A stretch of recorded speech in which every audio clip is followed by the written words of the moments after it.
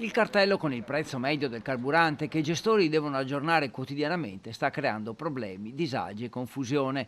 Ne sono convinti gli addetti ai lavori, ma anche gli automobilisti. E ora chi gestisce una stazione di servizio teme di non poter nemmeno andare in ferie. C'è confusione, diciamo che attualmente qualche utente, qualche consumatore controlla il prezzo medio regionale, non c'è questa ressa per capire qual è il prezzo medio regionale. Ripeto, sicuramente qualche confusione lo sta creando, il prezzo medio regionale è un prezzo che non troveremo sugli impianti, è un prezzo che è una media regionale, quindi sicuramente non porterà un risultato di un abbassamento del prezzo. Secondo la normativa, infatti, che però non è abbastanza chiara, il gestore deve aggiornare il prezzo ogni mattina e se va in ferie, ma l'impianto self-service che continua a funzionare, rischia di prendere una multa. Dovrebbe quindi chiudere anche il self-service con un evidente danno economico. Ci sono degli impianti che sono completamente selfizzati e gestiti soprattutto dalla compagnia petrolifera, dove abbiamo una figura dell'appaltatore che in teoria con questa legge non può andare in ferie perché tutti i giorni deve comunicare il prezzo, deve aggiornare il prezzo, che è diverso dalla comunicazione, deve aggiornare il prezzo regionale. Si è creata ancora più confusione, ci sono degli operatori, i nostri colleghi, che purtroppo non potranno nemmeno andare in ferie perché, esempio, quegli impianti completamente selfizzati dovranno aggiornarlo tutti i giorni i prezzi